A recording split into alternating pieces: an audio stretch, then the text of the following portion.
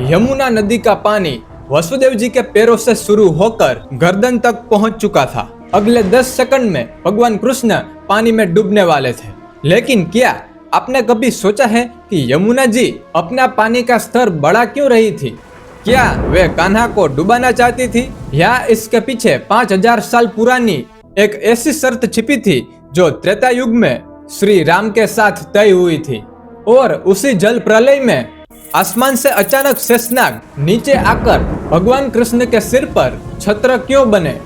आज श्रीमद् भागवत और गर्ग संहिता के प्रमाणों से खुलेगा उस रात का सबसे बड़ा रहस्य।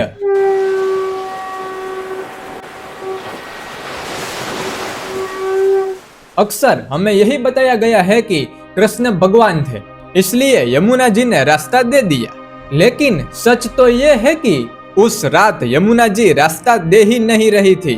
लगातार पानी बढ़ रहा था, लगातार पानी का स्तर बढ़ते जा रहा था। गर्ग संहिता के अनुसार यमुना जी केवल एक नदी नहीं बल्कि साक्षात सूर्य पुत्री है। अब सुनिए वो सबसे बड़ा रहस्य।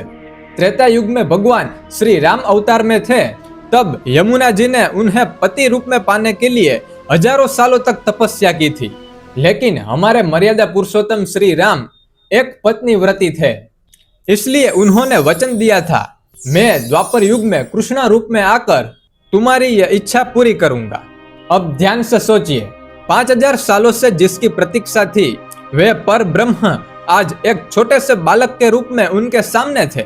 जिसे यमुना जी डरी नहीं थी, वे तो कृष्ण के चरण स्पर्श करने के लिए आतुर थी। इसलिए पानी बढ़ता गया, पैरों से कमर तक, कमर से छाती तक और छाती से नाक तक।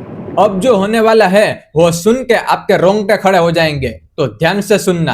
वासुदेव जी को लगा कि सब खत्म हो गया, अब सब कुछ खत्म हो चुका है, पानी नाक तक पहुंच चुका है और अब मैं और कान्हा डूबने वाले हैं। लेकिन ठीक उसी सेकंड बाल कृष्ण ने अपना दाहिना अंगूठा टोकरी से बाहर निकाला और यमुना के जल को छुआ। जैसे ही कृष्ण के अंगूठा का स्पर्श हुआ, यमुना जी की हजारों साल की प्यास बुझ गई। उनकी तृप्ति होते ही जो पानी उफान मार रहा था वह तुरंत शांत हो गया और 2 हिस्सों में बंटकर वासुदेव जी को जाने का सूखा रास्ता दे दिया। तो सोचिए, पहले आपको भी ऐसा लगता था ना कि भगवान कृष्ण है इसलिए यमुना जी ने रास्ता दे दिया, लेकिन इसके पीछे की सच्चाई ये थी। लेकिन अभी भी रहस्य खत्म नहीं हुआ है। अब क्या होने वाला है, ध्यान से सुनिए। नीचे अगर यमुना जी चरण पखार रही थी तो ऊपर मूसलधार बारिश हो रही थी। तभी आसमान से एक भयानक गर्जना हुई और प्रकट हुए साक्षात अनादि शेषनाग। अब एक बड़ा सवाल, शेषनाग तो वैकुंठ में विष्णु जी का आसन है, तो वे मथुरा की गलियों में आसमान से क्यों आए? भागवत पुराण के अनुसार शेषनाग कोई और नहीं बल्कि श्री कृष्ण के बड़े भाई बलराम थे। बलराम जी का जन्म भगवान कृष्ण से पहले ही हो चुका था, लेकिन अपने प्रभु की रक्षा के लिए बलराम जी ने अपने सूक्ष्म शेषनाग रूप में आसमान से आकर वासुदेव जी के सिर पर छत्र बना दिया। इसे कहते हैं कॉस्मिक प्रोटेक्शन।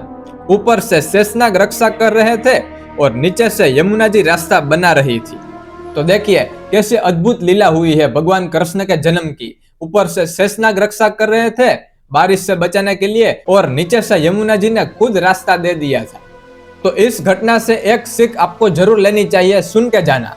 तो दोस्तों, जब जीवन में धर्म यानी कि भगवान कृष्ण आपके साथ होते हैं तो यमुना नदी जैसा उफान भी रास्ता दे देता है और भयंकर बारिश में भी शेषनाग जैसे छत्र छाया मिल ही जाती है।